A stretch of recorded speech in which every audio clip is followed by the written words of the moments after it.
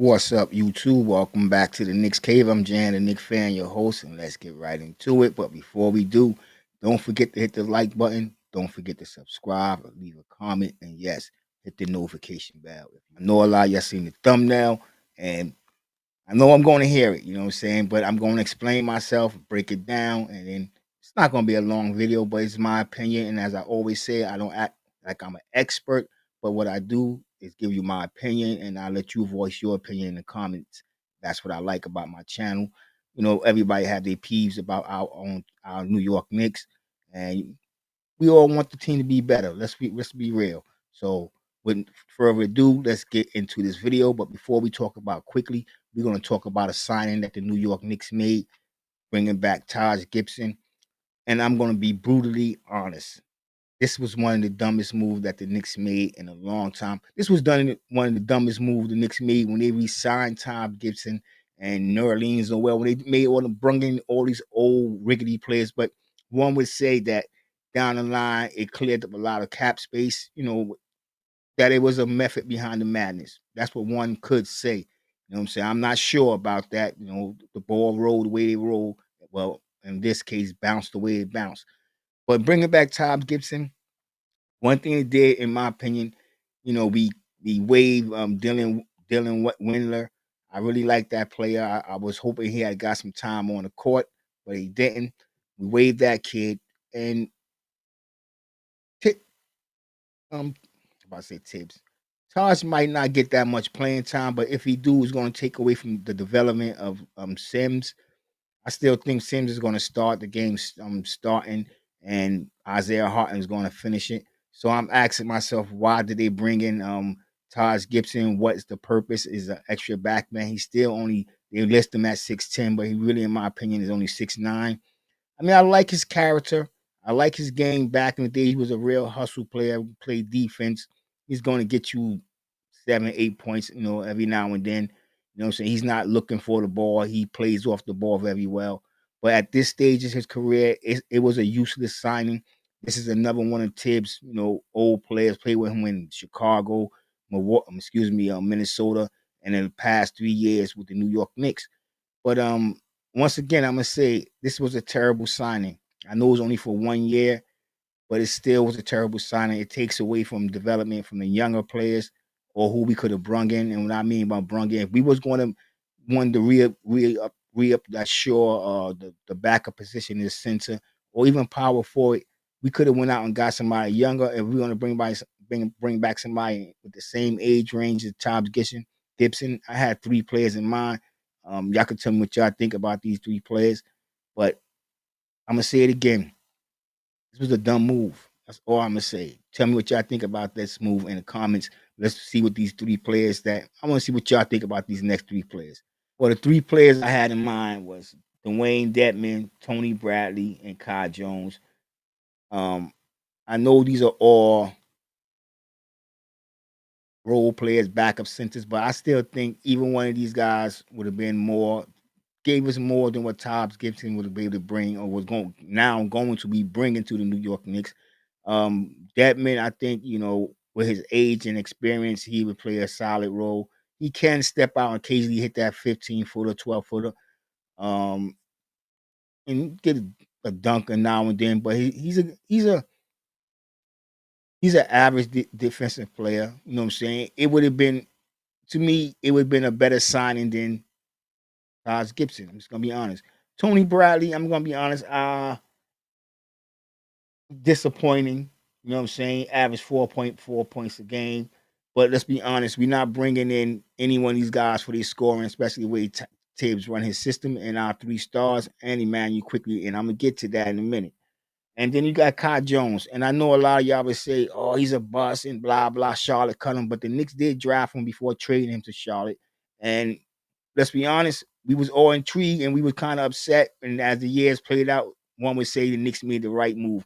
But then again, we not bring him up on this chart is because right now we're trying to fill a hole, a roster spot, and we need some height.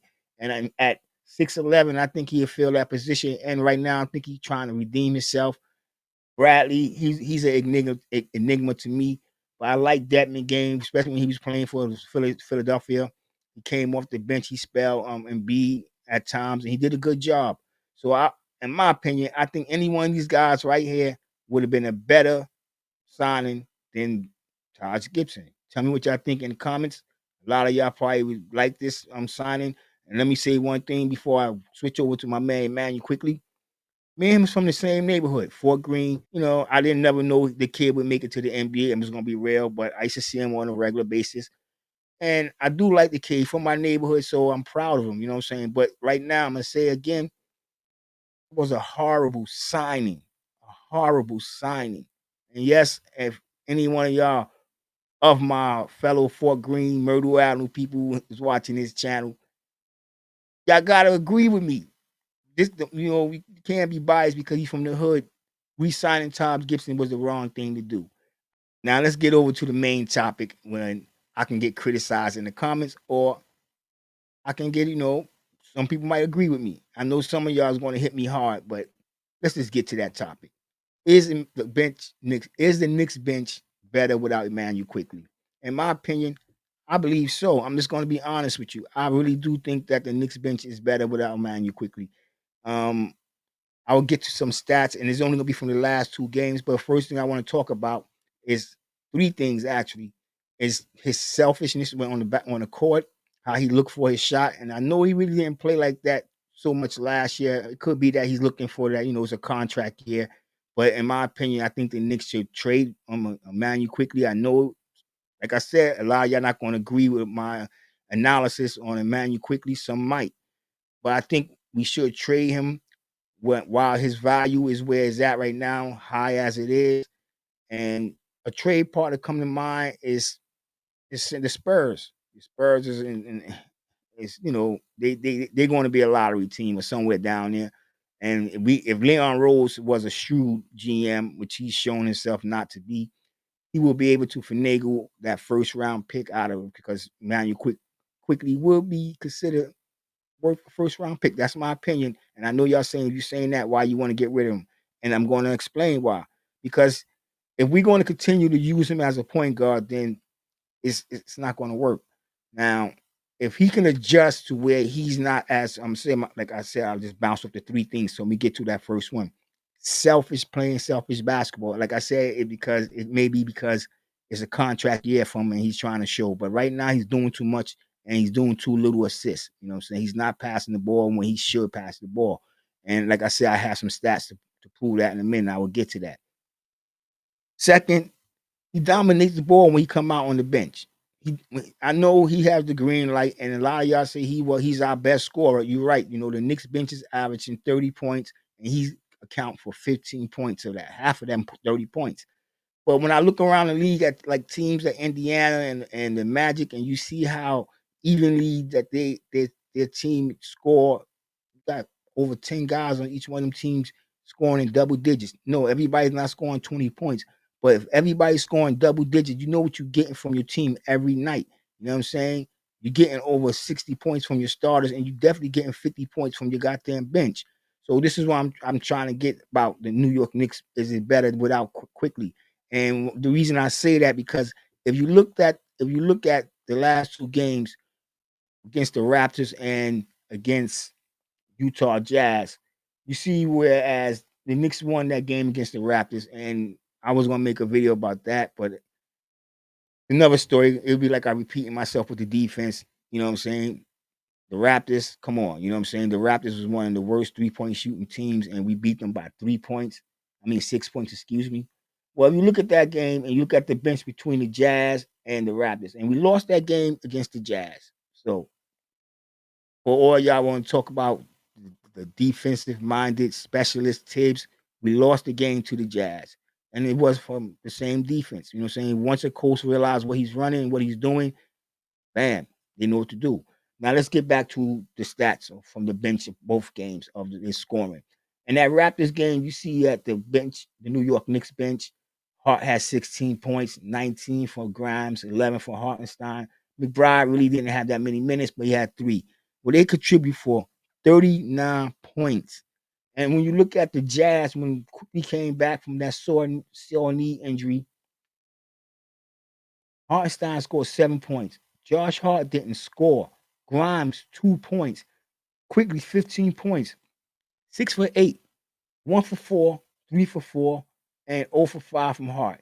And y'all can say, well, they're missing shots, but they're not just missing shots. It's at the time they get in the basketball, which I'm talking about with Quickley selfishness. He only give the ball up when he's the point guard. And once, even if, let's say, if somebody else is playing point, once they pass the ball to Quickley, it's a black hole. Let's be honest. He's a little Julius Randle, the third Jalen Brunson. It's a black hole. And I know the offense is set up like that. You know what I'm saying? So it all can't be blamed on Quickley. That's why I said I talk about this coach a lot. A lot of people like this coach, a lot of people don't. You know what I'm saying? And the likes in the video show that a lot of people don't. But like I said, Quickley, he has to learn to share the ball, and he will make the bench much better. The bench will be much better on any team. Like so, since I said any team, we're gonna jump back to that trade that I was talking about with the Spurs. We can get my man Collins, and I think that will help the Knicks out because Collins is a center that can stretch the floor. He can hit the three. He can hit the mid range. His defense is not that bad, so we can try to get that trade. Then we can even try to. I know that Spurs ain't giving up Vassell, but we'll probably have to take somebody like Dermott. But if we can get that first round pick for Quickley, because then the Spurs can take Sohan, if I'm pronouncing his name right, and move him off that point guard and put him back to his natural position, which is power forward / small forward, and put Quickley in that point guard. And being that Quickley is so dominant, I think Quickley will play well with Wembanyama. And it will work out for the Knicks, especially if we can get that first round pick. But like I said, Quickley have to learn to be a better teammate. You know what I'm saying? It could be that he's playing for a contract and he's trying to show everybody he can play the ball, he's a good player, whatever. We all know he's a good player. But one of his weakness, in my opinion, is that he's a streaky shooter. We'll see games where he'll come out and light him up, drop 20 points, hit 4 threes, and then you'll see the next game where he'll miss damn near every shot, only get hot to about the end of the game. And sometimes he brings us back, but sometimes, majority of the times, and if y'all look at the stats real well, that he brings the team down. Like one thing I forgot to point out on that I wanted to point out, you go back to the stats real quick. Look at the team's plus minus ratio with Quickley on the court and with Quickley without Quickley on the court. Josh Hart, a plus in that Raptors game. Grimes, a plus 10. Go back to Hart, a plus 8. Hartenstein, a plus 0, but still was a positive. McBride, a plus 5. Now, check out the stats when Quickley is on the court. This is what I mean by, they took 5, 0 for 4, whatever, or this and that, because the shot selections that they are forced to take with Quickley on the court. Look at it. Isaiah Hartenstein, the only one plus 5, but Hart, a minus 7. Quickley, a minus 13. And Grimes, a minus 27. After coming off a 27-point game and being a plus 10. Now, that y'all gonna tell me that have nothing to do with Manu Quickley, then I don't know what to say. You know what I'm saying? A lot of y'all might say, I don't know basketball, but I know basketball. And then as I started the video, I was saying that I'm not an expert. I can't predict what the New York Knicks gonna do, but I can only give you my opinion on what upsets me. And if you want to, get it off your peeves or whatever you want to call it, this is the channel to do it. You know what I'm saying? We can share our anger, we can share our happiness. But I think Quickley, if the coach Tibbs don't sit him down or tell him that he can't be that guy on the bench, he have to spread the ball more. The Knicks bench would play much better. It would be like when him and Grimes and Obi Toppin first, and we were like, let the kids play because they were sharing the ball. But like I said, it could be that Quickley is playing for that next contract, so he's a little selfish this year, a lot more selfish this year. But at the same time, I still think that the Knicks right now, the bench is better without Quickley. And I'm not gonna say without him on the court altogether, but if you look at the stats, one could say that. But I mean, maybe Quickley shouldn't be the point guard. You know what I'm saying? Maybe he shouldn't be the one bringing the ball up, and maybe the coach should talk about his shot selection. Tell me what y'all think in the comment section. And with that being said, I want everybody to stay healthy, stay safe, God bless, and peace.